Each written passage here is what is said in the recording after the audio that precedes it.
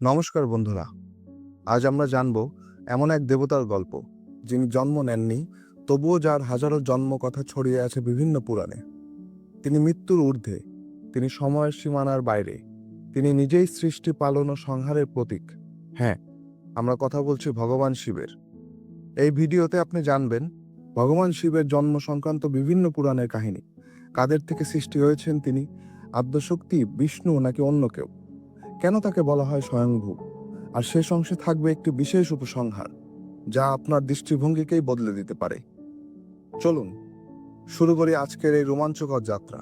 শিবপুরাণে বলা হয়েছে ভগবান শিবের কোনো জন্ম নেই, তিনি নিজেই নিজের সৃষ্টি, তাই তাকে বলা হয় স্বয়ংভূ।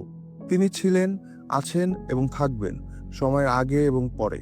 তিনি পঞ্চভূতের ঊর্ধ্বে, মায়ার ঊর্ধ্বে, তাকে কোনো শরীর, রূপ বা জন্মের প্রয়োজন নেই। তিনি আদিদেব, প্রথম দেবতা এবং মহাকাল, সময়েরও অতীত। এখানে শিব কেবল দেবতা নন, এক চেতনার রূপ, যিনি জাগতিক মাপকাঠিতে ধরা দেন না। তবু বিষ্ণু পুরাণ কিন্তু আরেকটি রহস্যজনক কাহিনী বলছে।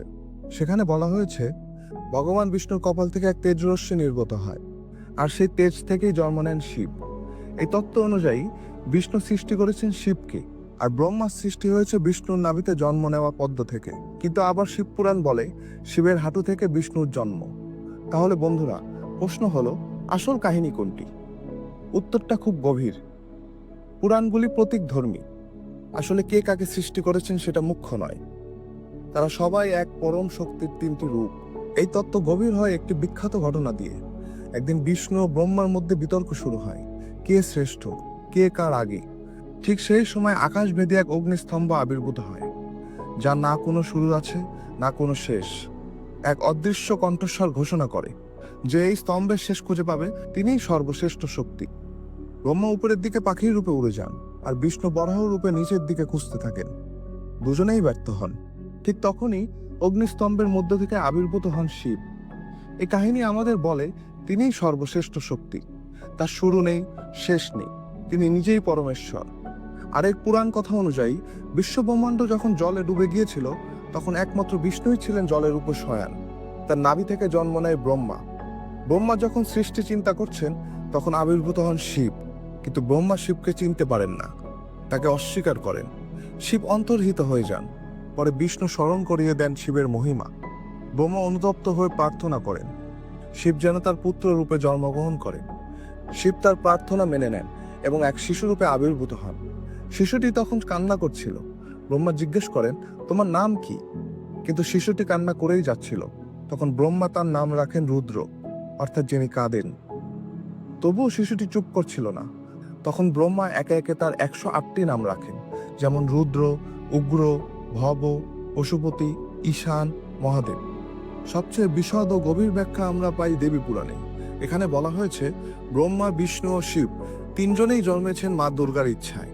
নারদ মুনি একদিন ব্রহ্মাকে জিজ্ঞেস করলেন, আপনার পিতামাতা কে? ব্রহ্মা জানান, তিন দেবতা সৃষ্টি হয়েছেন আদ্যশক্তি দেবী দুর্গা ও পরম শিব তত্ত্বের মিলন থেকে। অর্থাৎ সমস্ত শক্তির মূল হলেন দেবী দুর্গা, আর সেই শক্তির পুরুষ রূপ হলেন শিব। এখানে শিব আর কেবল একটি ব্যক্তি নন, তিনি পরম পুরুষ, তিনি শক্তির আধার। বন্ধুরা, এই সমস্ত পুরাণ কাহিনী আমাদের একটাই শিক্ষা দেয়, শিবকে শুধুমাত্র একজন দেবতা হিসেবে দেখলে আমরা ভুল করব। তিনি হলেন আদিতম শক্তি, চেতনার উন্মেষ, জ্ঞান ও ত্যাগের প্রতীক। তাকে বেঁধে রাখা যায় না রূপে, সময়ে বা শরীরে। তার অস্তিত্ব ছড়িয়ে আছে প্রতিটি প্রাণে, প্রতিটি অণুতে। তাই তাকে বলা হয় আদিদেব, মহাকাল, বিশ্বনাথ। বন্ধুরা, যদি এই ভিডিওটি আপনাদের ভালো লেগে থাকে, তাহলে লাইক দিন, কমেন্টে জানান কোন কাহিনীটি আপনাকে সবচেয়ে বেশি বিস্মিত করেছে। আর অবশ্যই আমাদের চ্যানেলটি সাবস্ক্রাইব করে পাশে থাকুন, কারণ আমরা প্রতিনিয়ত এমন পৌরাণিক রহস্যময় ও তথ্যভিত্তিক গল্প নিয়ে আসবো আপনাদের জন্য।